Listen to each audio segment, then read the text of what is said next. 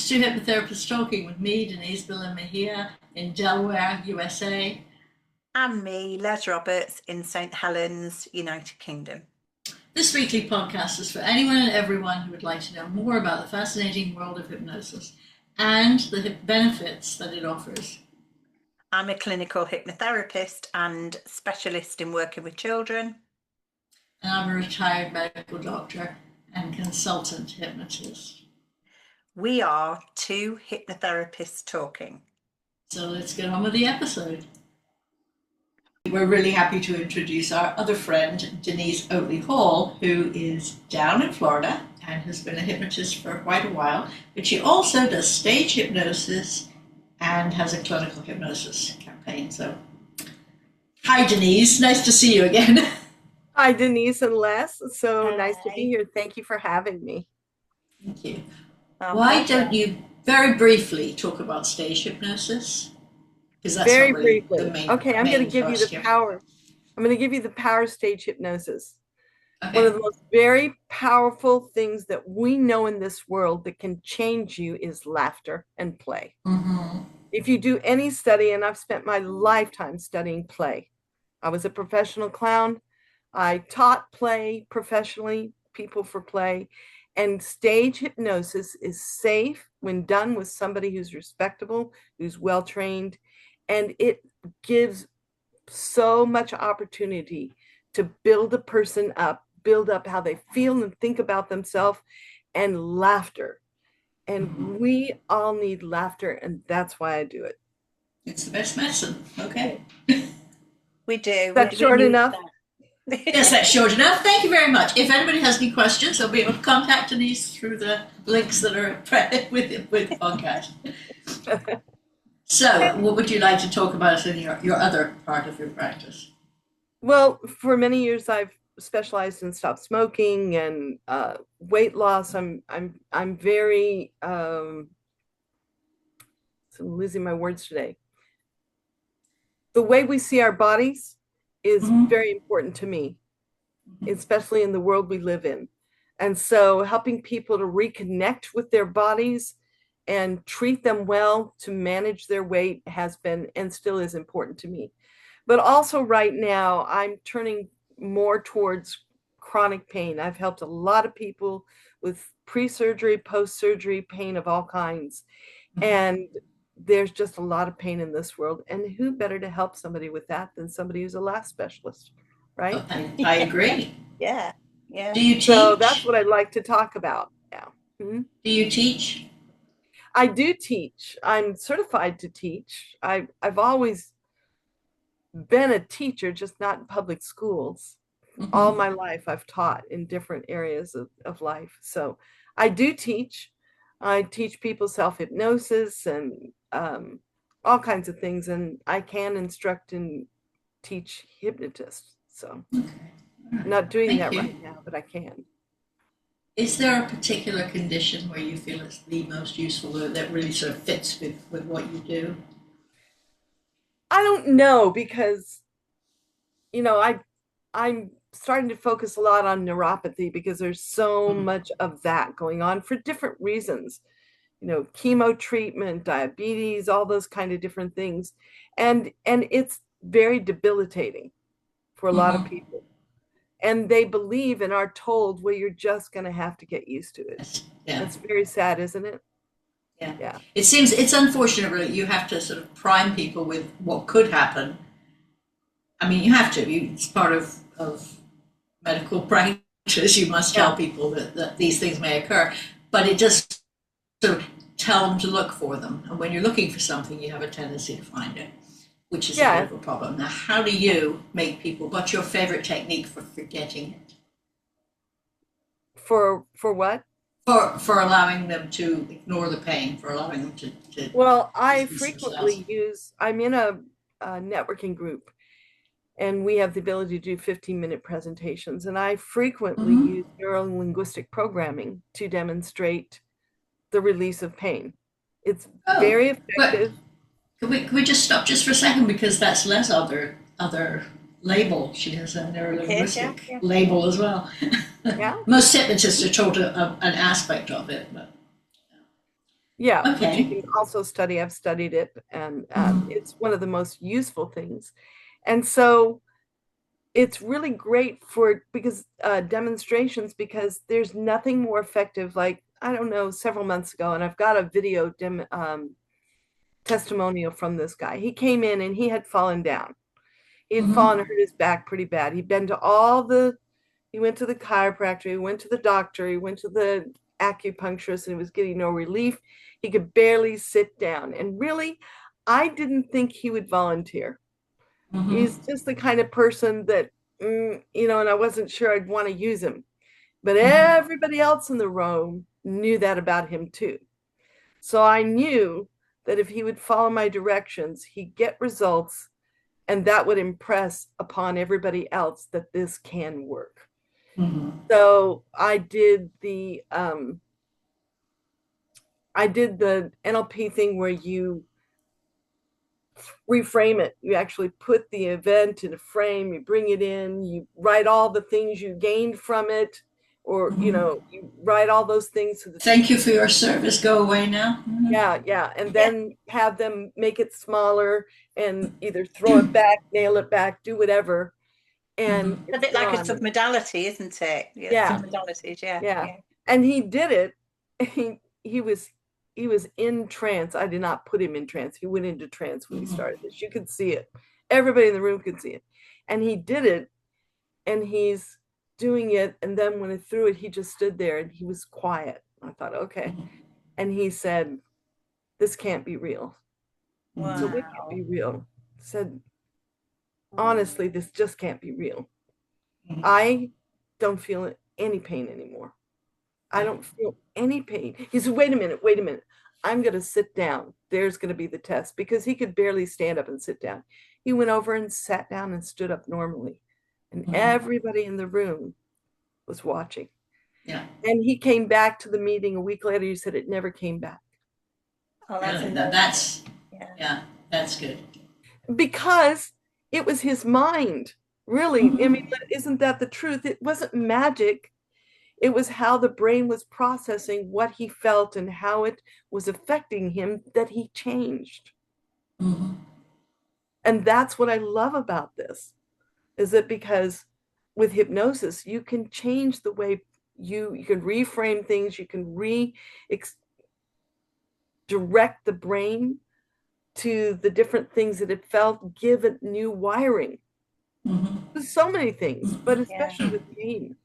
Yeah, because you're resetting and you're reframing and resetting, aren't you? But it does, though, doesn't it? I hope you don't stand on the stage and look surprised when it works. I don't up there, but when you see somebody relief from pain that they've had, or from another image, and self-hypnosis, you teach people self-hypnosis. So you give them the experience of rewiring how their brain is reacting to the pain, trying to protect you from old thoughts. Then you empower them to continue to build neural pathways with a new thought, new wiring. Bang! Yeah. How cool is that? That neuroplasticity, isn't it? You can. Yeah. People always say you can't change the way your brain. Yes, you can. Yes, and we have imaging now that proves it. Yeah, we have imaging and studies that proves how the brain does that with hypnosis. It's out there. Do you have any videos, Denise Oatley Hall? Do you promote your wares? Do you have videos of you? I do. They're poorly done right now. They're poorly done on my YouTube. I'm changing things over, but I have testimonials from people that I've helped with pain and with all kinds of different things. So they are out there. They're not, I say, go to YouTube. You're going to see a lot of my stage show. Yeah. So, because it makes people laugh and think. And laughter is the best medicine. That's good. Yeah. And so I'd like to ask the two of you, I had a question I want to ask you, your opinion on this question. Since people have a perception, I spend the first 15 minutes of my show fixing the perception people have about hypnosis, what it is, what it isn't. And that's why we're here. Yeah. And this man that we just talked about, when he went and told his chiropractor, his doctor, his acupuncturist, they said it was all a placebo. Lots of people think that. If he has no pain, I mean, yes, placebo works. It works in a very similar way. This will make you better. Take this, you'll be better. It's putting it in your mind. But the other thing is, why do you care if it's a placebo and the pain is gone and it wasn't telling you knew it? If it wasn't telling you new information, if you break your leg, it's not particularly useful not to feel pain because you need to know you need to get help. But what's the matter with placebos? And also, if you've got chronic pain, you have to live your life with this pain every single day, and it impacts on every corner of your life. So why not? Why not? Use whatever you can get. Yeah. So a lot of people have so much information about hypnosis that we need to keep educating about what it is and what it isn't, and give them a new viewpoint so that they can open their mind to, hey, this can help me, not just for pain, for all kinds of things, that it's effective. And I think that's, for me, it's definitely part of my mission to educate the general public by going out and doing demonstrations. And definitely, also, I think, like you said, if you've got somebody who's struggling with chronic pain, what's the alternative? It's just medication, isn't it? Yeah. Well, and it has another set of problems. Exactly. And it's often not only that. There's the other side of the problem, which I know we've talked about before, of how many doctors are bogged down with people they cannot help with medication. It's not working, but they have to keep seeing them because they want help. What is it? And Denise, you certainly can speak to this, the value for a doctor to be able to say, listen, do you know you can rewire your brain? I think that hypnosis could help. Here's do you know how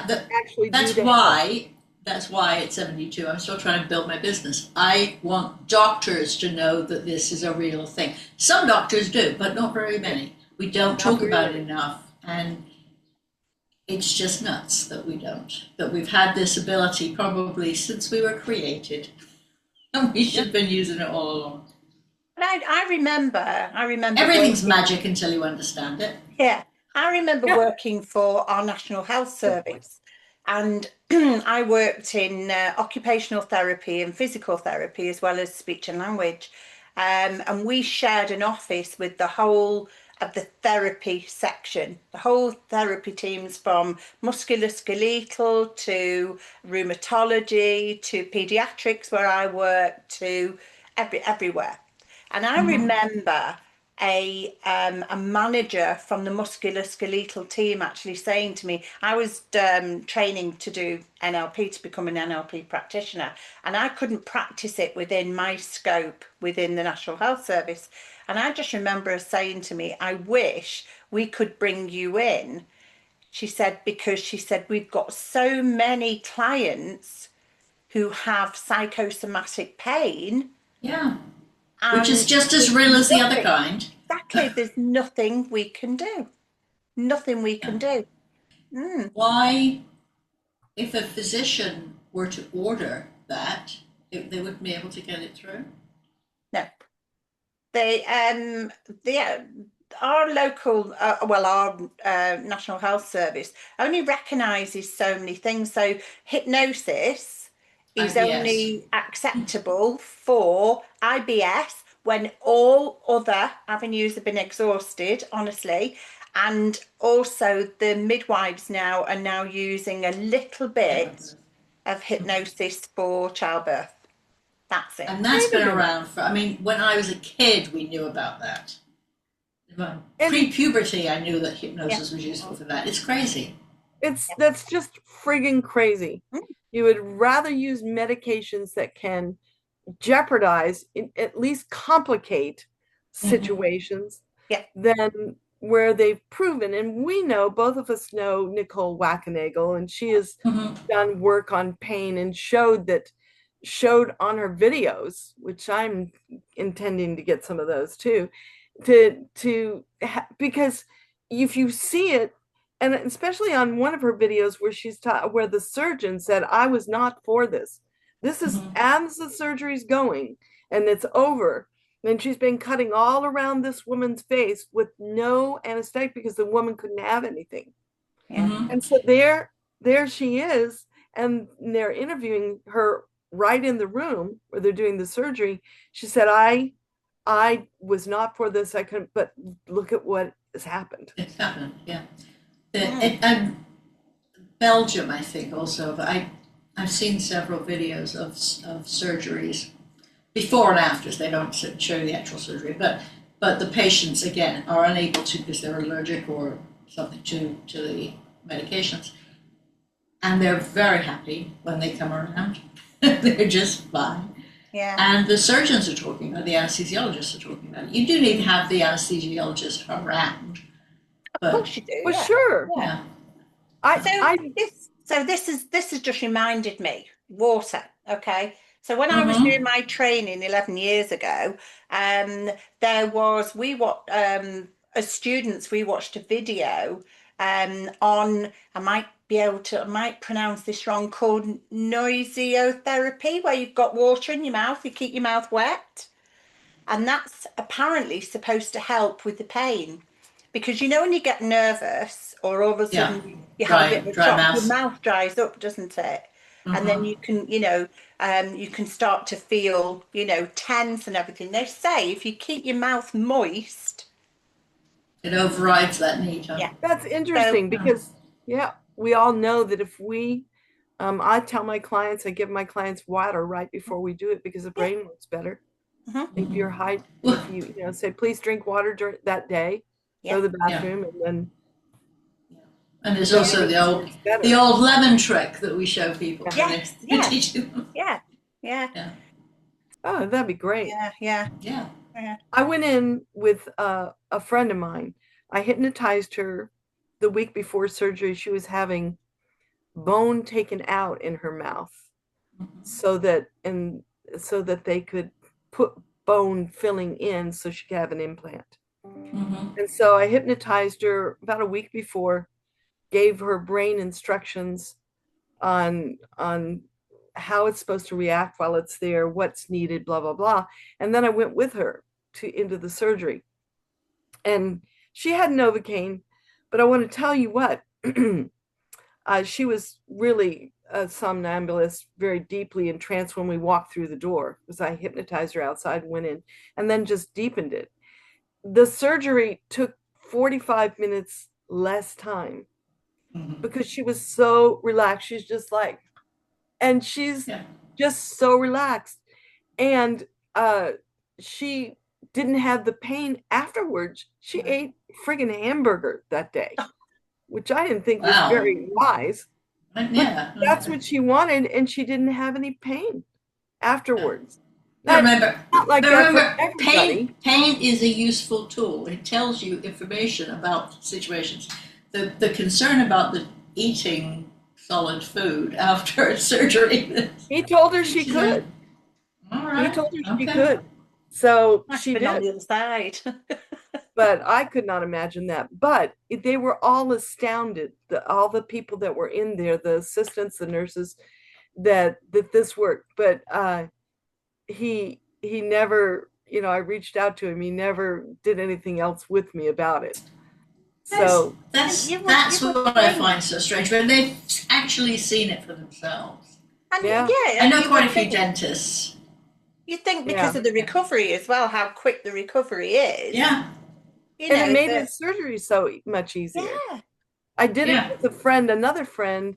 I hypnotized him for and he was having sedation surgery. But he had told me that it didn't work very well, sedation surgery. So would I hypnotize him? So I did. And I was taking him back home afterwards. So I was sitting out in the car, and all of a sudden the dentist, the surgeon, comes out to my car. And he said, I saw you with him, and I was in the car, and I was glad you relaxed. And he told me you were hypnotizing him. He said, I just want to tell you, it was night and day. He's never been easy under sedation. He moves at this and everything. It was amazing. I'm wondering if you work with PTSD. So, but I'm going to reach back out to him. But you know, when you see it is believing. He saw him before, and this was sedation. Yeah. When I Amazing. when I did my other podcast, which will get resurrected at some point, Myth Magic Medicine, where I talk to doctors, about the fifth or sixth person I spoke to was a vascular surgeon. And he talked about a case he had. He didn't have a hypnotist available at the time, but the guy was allergic to everything, and he had to have major surgery. And he had them play, I can't remember what it was, but it was a real pounding kind. That was the kind of music the guy wanted. He just zoned out to the music, and we've all seen people do that. Yeah. So if you think about how we use it for childbirth, what we're doing really is we are helping, you know, the mum to ride those, you know, those waves, aren't we? Right. Yeah. You need the information it's giving you. Of course, no doubt. But also, if you think about why do we do it? Why do we offer, you know, hypnosis for birthing? And that's to reduce, you know, any painkillers or any, and also, and any medication that, you know, that can be transferred to the baby. And they say that, you know, when the mum gets distressed, the baby could get distressed because of all the chemicals that the mum's firing off and everything. So it makes and when the baby's born, she hasn't got to spend all that time getting over the medication. She can hold her baby right away. So it makes sense. It does make sense, doesn't it? Because I remember when I was having my second child, and I was just having a normal delivery, and the next thing I got an injection in the top of my leg, and I just like jumped a little bit, and I said, "Oh, what's that?" I just thought, "Oh, what a fantastic baby! This baby's sleeping all the time. All she's doing is, oh, this is amazing." No, it's because she was because the whatever they gave me got transferred to her. So for the first two days, she just slept. I had to keep waking her up to feed her.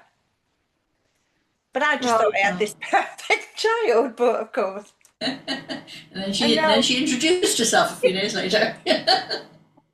And we know we're not sitting here and saying you don't need any medicine, you don't need the hospital.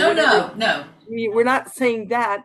However, it is always a better experience if a patient or a client who's going through something is deeply relaxed. Yeah.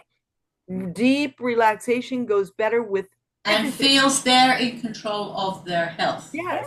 And that's a huge thing for me. I am a terrible, I don't call myself a patient. I won't do it. Client. Yeah. Because we're a team. There's no such thing for me. But because I don't trust. I don't trust somebody else having complete control over me, and I probably never ever will. And if you felt they had, that would make it 10 times worse, probably. Yeah. It would. So I'm not that unusual. That's not an unusual feeling for people, especially if they've had incidents that didn't go well. Especially if they've had more than one. Yeah. So, well, most of us, as we get up in the higher digits, have had several experiences we could live without. So why wouldn't you create it so a woman could feel in control and calm? That's a better patient for everybody. Oh, baby, definitely. mother, anything. Yeah. Can I ask you, Denise? So when you see clients for chronic pain, you have to distinguish which Denise you're asking the question. Oh, sorry, Denise Oatley Hall, game changer. when you get an inquiry to see a client for chronic pain, do you? I'm sure you do, but I just want to clarify for anybody who's listening. Do you actually have certain questions that you ask them to distinguish whether it is chronic pain or whether it's acute pain, or So you're doing the right thing. I want to know if they're seeing a doctor Yeah. at that time Yeah. for this pain, and then I would get permission Yeah. to do relaxation From the doctor or from the client? Yeah, if they're currently seeing a doctor, I would Yeah. want permission just to make sure. Okay. And but I will ask them about the pain, but I don't necessarily care because it's all really treated one way. You know, I get the information from them that's useful to me, how it feels where it is, so that I can help them re-envision how it affects them, how they can bring that down. I also use EFT. EFT is very effective as a convincer. Sorry, just for a global audience here. Okay. Please spell out the words. Emotional freedom technique. Yeah, thank you for that. And if I often use it at the beginning of just about any kind of hypnosis I do, because if I can impress upon them in a minute or so that they can lower whatever's going on themselves and change it, that they have some control over, now I have somebody who's listening better, is more on your side. Yeah. And on their own side. They believe, they go, oh, they come in thinking I hope this will work, whatever they think like that. And in a minute they go, my gosh, I did that. Very powerful. Well, and that's no matter what their medical issue is, to feel that they've still got some control is really important. So it depends. Sorry, Denise. So through liaising with their doctor, do they go back to their doctor and then the doctor takes it from there, really, as far as any medication is concerned, or? Well, so what I would do if you came in or you called me and you wanted to do this and you said, yes, I'm seeing a doctor. And so, well, I want to let him know and have his permission. Here's what I'm going to be doing, and send him a letter. Can I have his address and everything? I'll send him a letter and let him know what's going on. Yeah. And tell him what I'm working on. They very rarely say no, because this person needs help, especially with pain. Well, what is surprising is that they don't say, it worked for them, let's try it on these 17 other people in the waiting room. That is the surprising part. As a physician, you know this. Yeah. But why do you think that is, though? Why do you think the general practitioners over here and the doctors over in the United States are quite reluctant to think, well, in the US, I'm pretty sure it's legal. That's what I would say. Yeah. Okay. Yeah, but you don't really have that problem in Britain. I mean, yes, you can sue somebody, but you can sue somebody in Britain, but it's not as here. It's just fact. Yeah. The liability is huge. Yeah, and yet you've got, how old is that? I can't remember. British. What's it called? Oh, British Medical Society. What's the one that has the hypnosis thing? I'm a member, and I can't remember what its title is. The General Hypnotherapy Register. No. The British Medicine. It's a couple of 100 years old, and they've known about hypnosis. They've got a section on hypnosis. They've got all sorts of people who are in that group, and yet the general medical community is still ignoring it, or probably rolling their eyes when people mention it, except for childbirth. Well, why not extrapolate from that? Childbirth can be quite uncomfortable, ladies. So why can't they just, if it works for that, why can't it work for something else? Well, but again, dentists have a much better acceptance level. Yeah. Again, it's education, I think. I was talking to a young woman who's my granddaughter's horse instructor, and she's getting ready probably this week to give birth. And she'd never heard of the idea of hypnosis. So many people have the idea of hypnosis for childbirth. I'm like, what? You go back in your mind. The first time I came across that as a concept was when Cilla Black had her first child. She used hypnosis. And that's a long time ago. I was in single digits. Yeah, well, the Princess of Wales has used hypnosis. Yes. And you know, I'm sure, you know, quite a few of the royal family, you know, our royal family have used it. There's a lot of Hollywood celebrities who have used hypnosis for a wide range of things, and you just think everybody seems to, you know, whoever experiences it has, you know, the general consensus is, you know, wow, Tell people. yeah, Tell people it works. but you just Yeah, think, and why that's don't we where use it? you know, us telling people, either with doing videos ourselves and Yeah. or material where we say I remember 5 years ago during the pandemic, I was looking a lot online for celebrities and different people who had a good note to say about hypnosis and putting those out there again, because they do impress some people. Mm-hmm. You know, if you say Meryl Streep used hypnosis when she had her appendix out or whatever that is, people remember that because of her name. Yeah. Mm-hmm.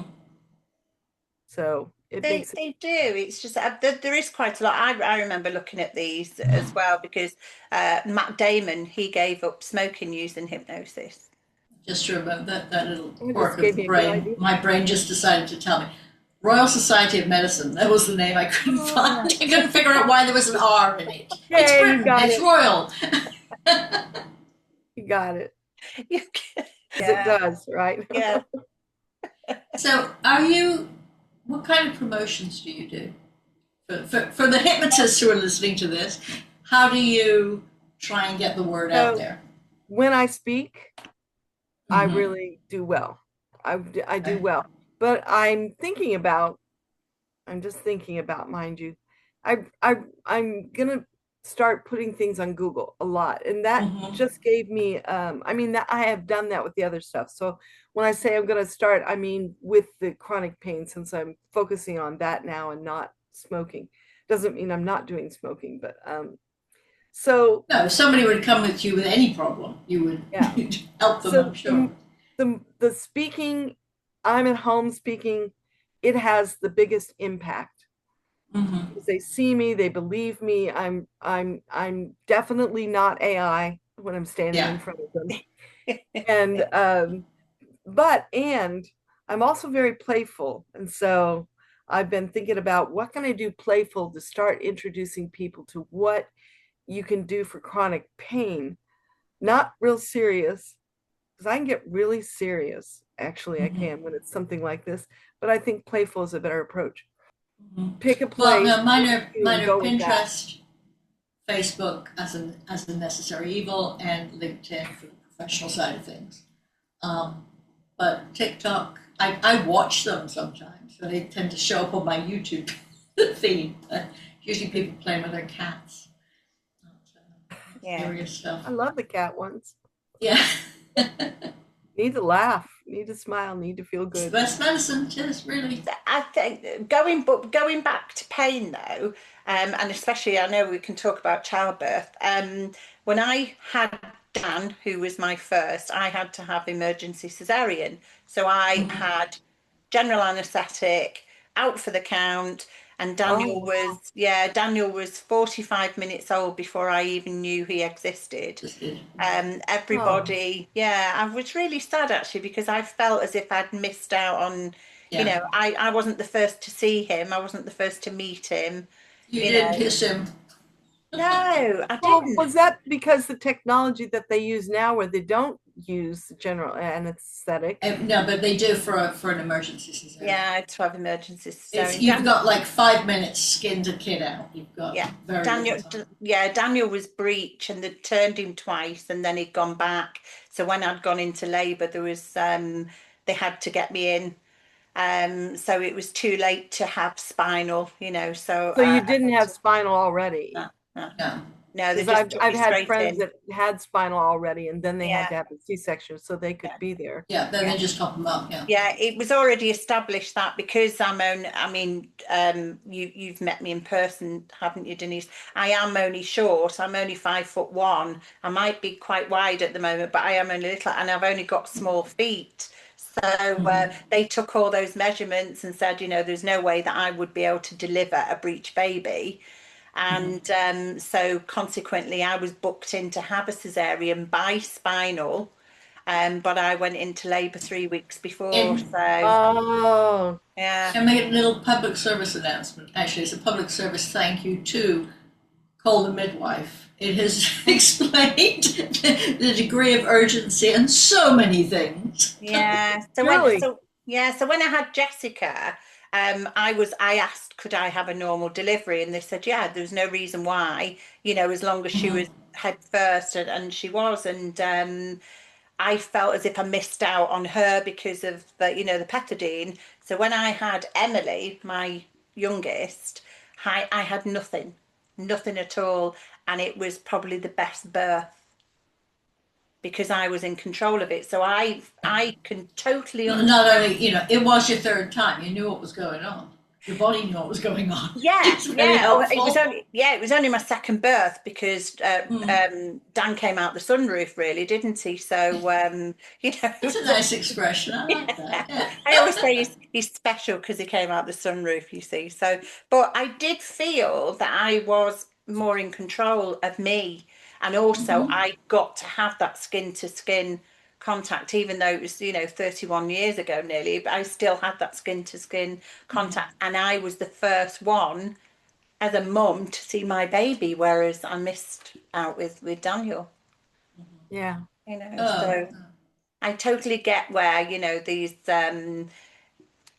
expectant mums are coming from now, where they say no, this is what I want. Yeah. And with neither them, of like us, that.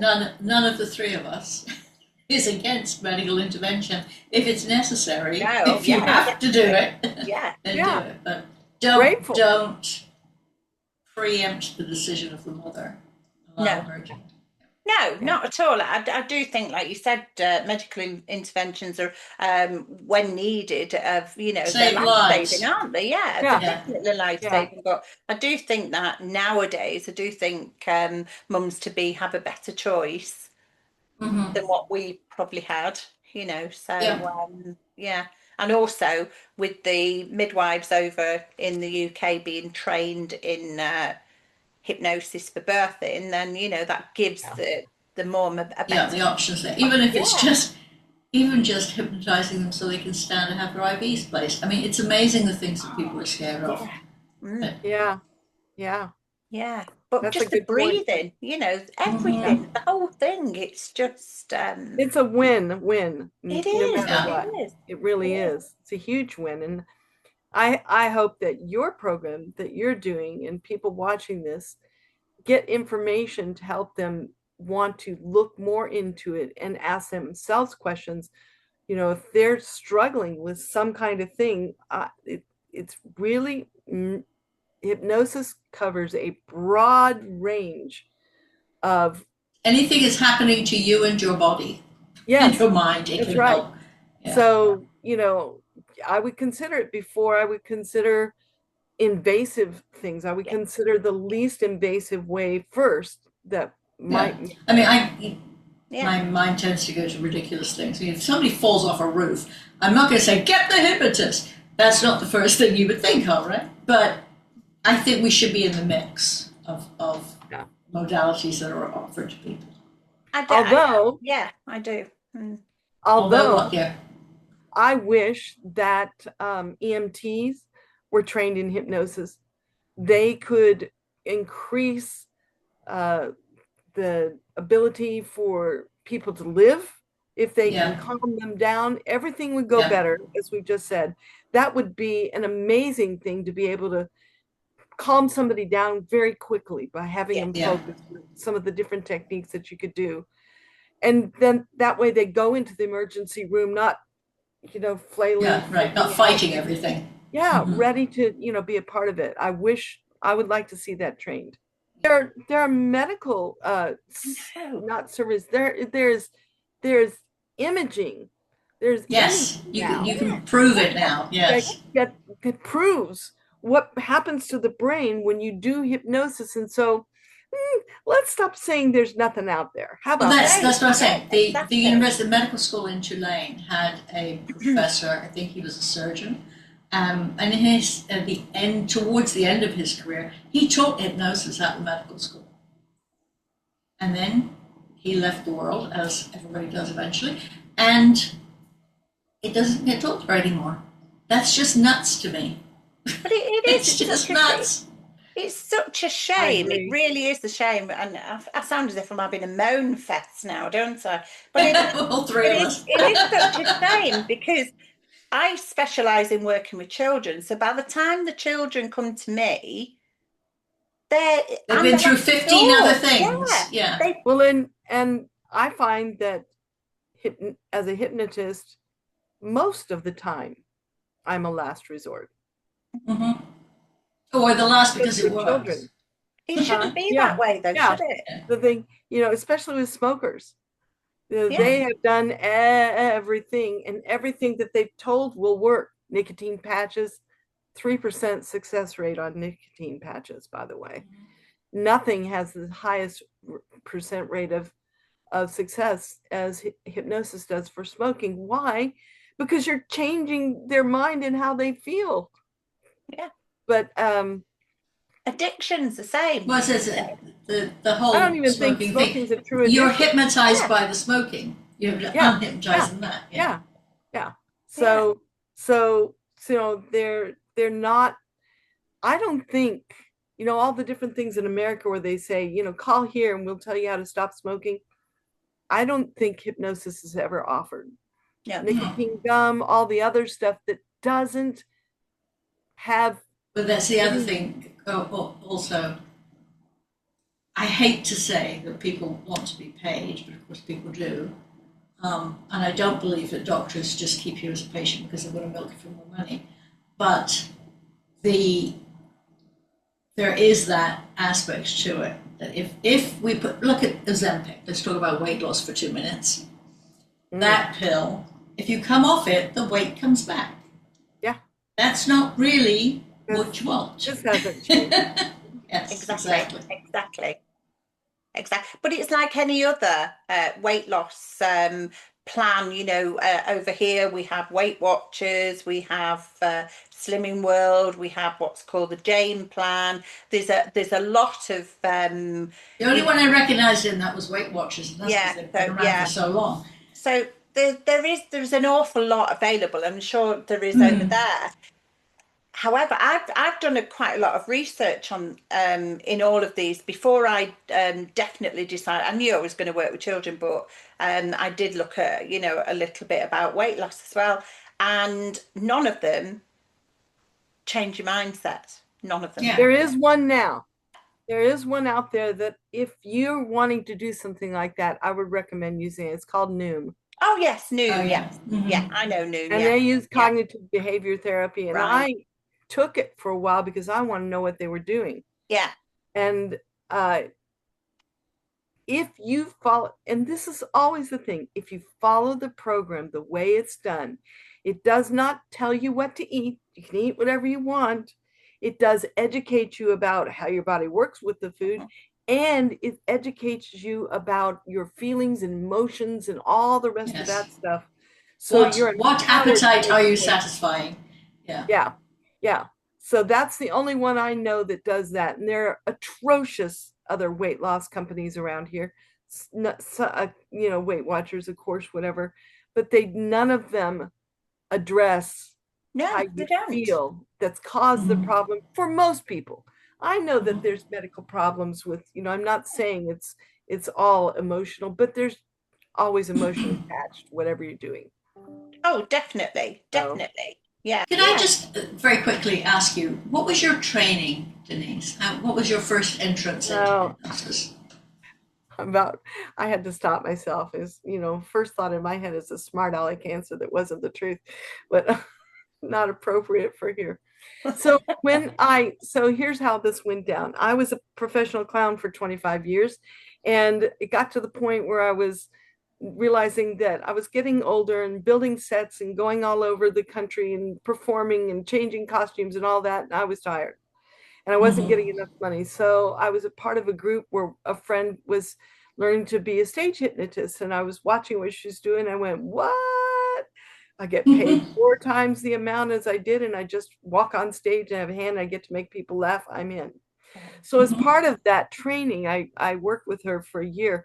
I went and had training with Gerald Kine, who was Omni Hypnosis. And when I learned what you could do with hypnosis to heal people, and I've always been a healer. I was the kid that everybody brought their birds, their dogs, or whatever to help heal. I could do that. And so it just kind of completed me, and I saw something I could do. So I trained with him. I have trained with so many different, I've trained with the National Guild of Hypnotists. I've trained with so many different other hypnotists, Mike Mandel, all kinds of hypnotists in different, trained in NLP. I've just, every year, I continue to train, continue to learn, continue. Sue Peacock, it just, because it's an art, right? Just like medicine. You don't, it's not a one and done. No. It is something you have to stay on the cutting edge and keep learning to do your best. Yeah. I believe, that's my belief. No, I'm a huge believer in that, and we are, you know, it's new evidence is coming through all the time, isn't it? Even though it's the same sort of approaches, the same methodologies, but renamed and revamped. There's, you know, you can never stop learning. Never stop learning. If you stop learning and think, I've done my modalities, I've done my approaches, this is all I need to continue, everybody's going to surpass you. Yeah. And it's a nature lesson. Yeah. If you green, you grow. Yeah. When you start turning around, you're on your way out. You got to keep learning and growing in order to stay vibrant and alive. And it's nice though, isn't it? It's exciting, and it's interesting. Yeah, I love it. I You love get to my meet journey. some amazing people Yes. around the world. I now have friends in Ireland, Spain, Canada, England, several more. But people not just that I've met online, but people I've met in person. Yeah. The Australia seems to be. That's right. Yeah. So, you know, you can connect and grow and build relationships and friendships. And for me, that's very life-giving. Oh, and the majority of us want to help, don't we? Yes. It actually is, of all the careers I've been adjacent to, this is the one with the least jealousy amongst people. Because we're not jealous. Yeah, we're not No. jealous. We want each other to succeed, because as you're succeeding, I'm moving up with you, you know. So So if you're listening to this, please share the podcast with your friends so we get more and more people know that there's hope. And details of Denise Oatley Hall will be in the show notes if you want to contact her, and obviously you can contact either Les or myself, depending on which side of the pond you live. Oh yes, yeah. Thank you for having me on. Oh no, thank you for coming. It's lovely. It's lovely to see you. It's good to see you again. Yeah, thank you. Right, are we saying goodbye?